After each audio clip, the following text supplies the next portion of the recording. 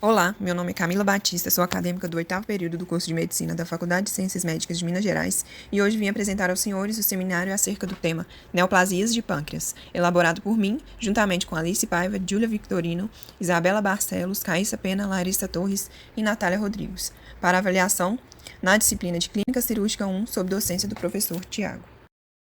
Para iniciar o tema, é importante pensar: por que falar sobre câncer de pâncreas? Segundo dados do INCA e estatísticas mundiais, o câncer pancreático ocupa o 7º lugar como causa de morte por câncer, em ambos os sexos juntos. No nosso país, esse câncer representa 2% dentre todos os tipos de câncer e 4% de todas as mortes causadas por essa condição. A incidência entre os sexos é bem próxima, sendo de 4,9 por 100 mil em homens e 3,6 por 100 mil em mulheres, ou seja, um pouco mais significativa nos homens, né? Além disso, o risco de desenvolvimento do câncer pancreático ele aumenta com a idade, sendo que cerca de 90% dos casos ocorrem depois dos 55 anos, e é raro antes dos 30 anos. Aqui estão dados alarmantes sobre o impacto do câncer de pâncreas no Brasil e no mundo. São aproximadamente 331 mil mortes no mundo por ano. No Brasil, ocorreram cerca de 11.099 mortes em 2018, sendo 5.497 em homens e 5.601 em mulheres. Devido ao comportamento altamente agressivo desse câncer, a taxa de sobrevida geral em 5 anos é de apenas 6%, podendo variar de 2 a 9% entre os países. A justificativa do tema abordado aqui se dá, então, pelo câncer de pâncreas ser realmente uma das principais causas de mortalidade por câncer e uma das mais letais neoplasias malignas em todo o mundo. Dessa forma, nossos objetivos com esse trabalho são abordar a epidemiologia e os fatores de risco do câncer de pâncreas, discutir sobre a indicação de rastreio do câncer de pâncreas e compreender o quadro clínico, diagnóstico e abordagens terapêuticas, com ênfase nas opções cirúrgicas. A metodologia utilizada para a construção do trabalho foi baseada em protocolos e diretrizes clínicas de órgãos governamentais, bases de dados como Cielo, PubMed e Lilacs e livros de técnica e clínicas cirúrgicas. Iniciando a discussão, é importante ressaltar que existem fatores de risco envolvidos na patogênese do câncer de pâncreas. Dentre eles, existem os não hereditários e os hereditários. Os não hereditários, que representam os fatores mais frequentes, incluem principalmente o tabagismo. Estudos relatam que o uso de tabaco pode aumentar o risco de câncer pancreático em 75% em comparação com os não fumantes. Em risco ainda, pode persistir por pelo menos 10 anos após parar de fumar.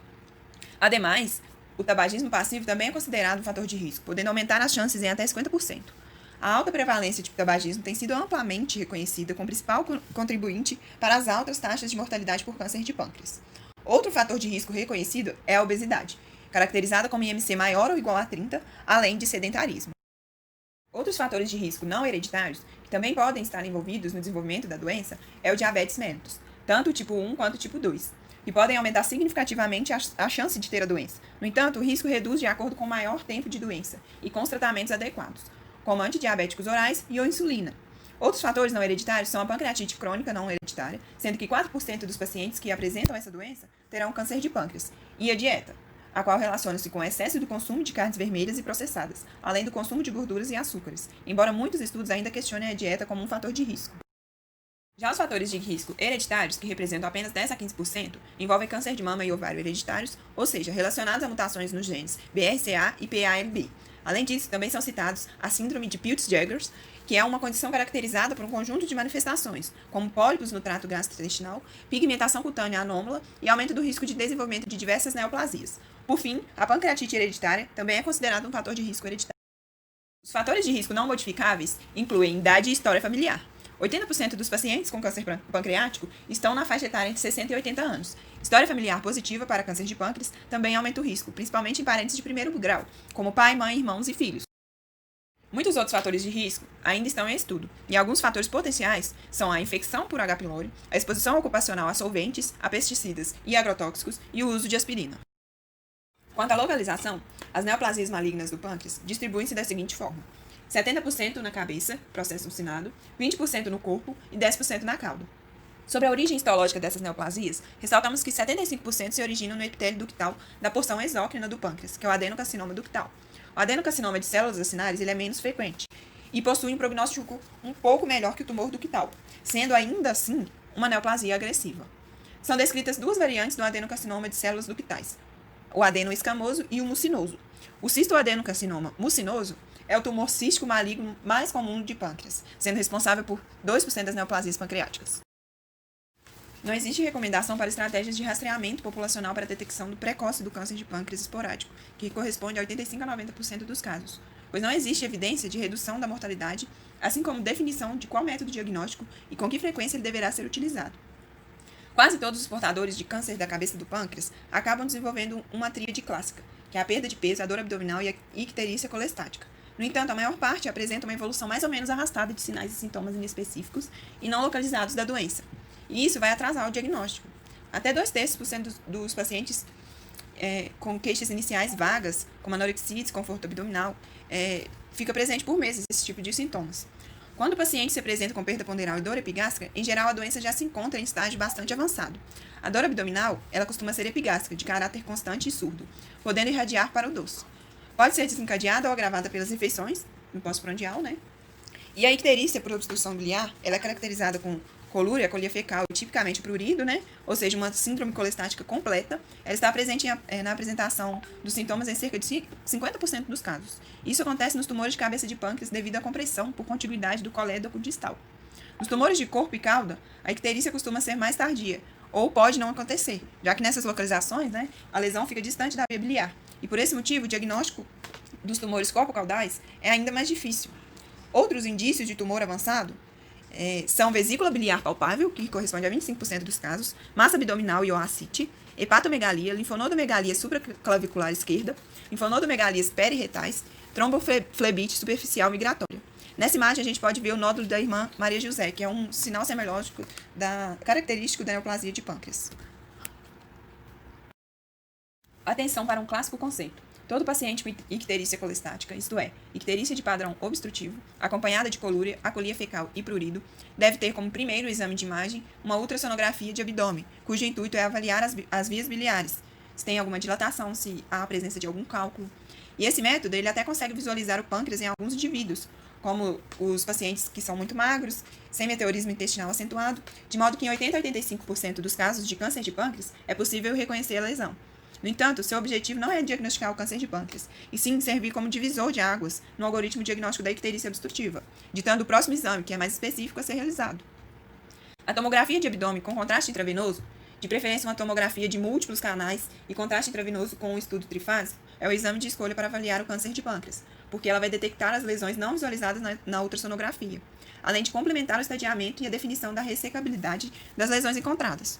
A tomografia ela vai caracterizar com precisão o tamanho do tumor, o acometimento linfonodal e a presença ou não de metástases à distância, como no fígado, né?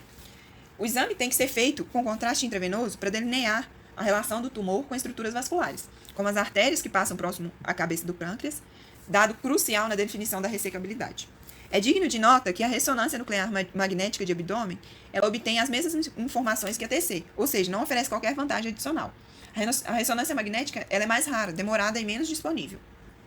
A CPRE poderá ser indicada após a TC de abdômen, num caso suspeito para câncer de pâncreas, quando a TC não conseguir identificar uma massa pancreática. Nessa situação, esse método vai auxiliar no diagnóstico diferencial com outros tumores periampulares, permitindo a visualização endoscópica de pequenas lesões duodenais ou da papila de Vater, carcinoma ampular, né? Ou mesmo pela demonstração de uma falha de enchimento colangiográfico, sugestivo de colangiocarcinoma. Nesse método, é possível realizar a biópsia dessas lesões, além de um escovado da via biliar e do ducto de Wilson, o que vai aumentar a acurácia diagnóstica. Outra possibilidade é a associação da ultrassonografia endoscópica ao procedimento, um método com maior sensibilidade que a TC para a detecção de lesões tumorais pequenas. Atualmente, a laparoscopia diagnóstica, mais ultrassonografia endoscópica, deve ser indicada na forma seletiva para os pacientes que possuem fatores de risco de câncer irressecável, visto que a especificidade da TC para câncer ressecável é relativamente baixa, 80%. Em tais casos, o uso combinado de laparoscopia, que vai permitir a exploração do peritônio, mais a ultrassonografia endoscópica, que permite uma visualização mais detalhada de linfonodos, vasos sanguíneos e parênquima hepático, eleva a acurácia em predizer ressecabilidade em 98%. Isto é, somente 2 a cada 100 pacientes liberados para cirurgia curativa apresentarão doença irressecável durante o procedimento. Cumpre ressaltar ainda, em algumas situações, pode ser válido complementar o estudo tomográfico com outros exames, como, por exemplo, o PET-scan, que vem sendo cada vez mais empregado na diferenciação entre câncer de pâncreas e pancreatite crônica, quando se suspeita de forma pseudotumoral dessa última, né? E o diagnóstico histopatológico, ele não é obrigatório, antes de partirmos para a cirurgia, né? Pois o diagnóstico de câncer de pâncreas, ele é estabelecido de forma empírica. A confirmação histopatológica ela será feita apenas no pós-operatório, através da análise da peça cirúrgica. E a confirmação diagnóstica antes da cirurgia, ela vai implicar no risco desnecessário de complicações, no risco, ainda que baixo, de disseminação de células tumorais ao longo do trajeto da agulha.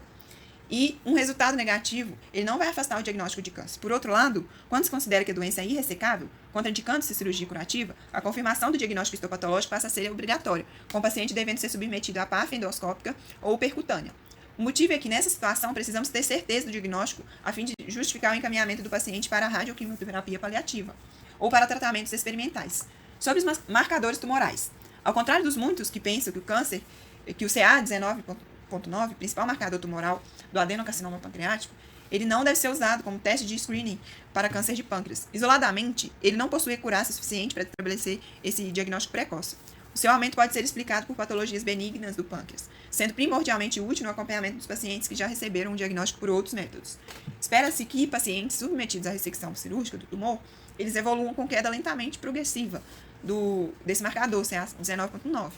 Qualquer aumento subsequente indicará uma recidiva da doença. O sistema de estadiamento utilizado para câncer de pâncreas é o sistema TNM, que é a abreviatura de tumor, linfonodo e metástase. O T vai indicar o tamanho do tumor primário e se ele disseminou para outras áreas. O N ele vai descrever se existe disseminação da doença para linfonodos regionais. E o M indica se existe presença de metástase em outras partes do corpo, como fígado, peritônio, pulmões e ossos. Até o estágio 2B, o tumor é considerado ressecável. Infelizmente, apenas 10 a 20% dos indivíduos recebem o diagnóstico neste momento, tipicamente portadores de lesões na cabeça do pâncreas. Lesões em corpo e cauda quase nunca são diagnosticadas no estágio ressecável. O estágio 3, comprometimento arterial, e o 4, que tem metástase à distância, por definição são irressecáveis, devendo ter terapia paliativa. O tratamento cirúrgico é o tratamento padrão. Primeiramente, é preciso certificar-se da operabilidade do paciente, ou seja, se ele está clinicamente estável para ser submetido à cirurgia, e da ressecabilidade do tumor. No entanto, apenas 15 a 10% dos pacientes são candidatos à pancreatectomia, e o prognóstico ele é reservado até para aqueles que têm lesão potencialmente ressecável. A avaliação da ressecabilidade ela é feita pelo estadiamento radiográfico por ultrassom endoscópico, e ela é avaliada principalmente pelo acometimento de estruturas locais, especialmente vasos mesentéricos. O tumor ressecável é um tumor limitado ao pâncreas, tumor com envolvimento linfonodal pequeno e um envolvimento limitado dos vasos mesentéricos, veia porta e vasos hepáticos. Já o tumor borderline, que é o marginalmente ressecável, é um tumor estágio 3, que é localmente avançado, com envolvimento menor do que 180 graus, 50%, da artéria mesentérica superior, ou com envolvimento focal da artéria hepática, ou oclusão pequena da veia mesentérica superior.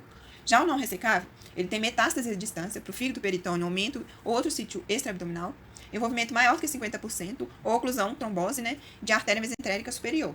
Oclusão da veia mesentérica superior ou confluência da veia mesentérica superior com a porta não reconstituível. O envolvimento direto da veia cava, da aorta e do tronco celíaco e ascite com citologia peritoneal positiva.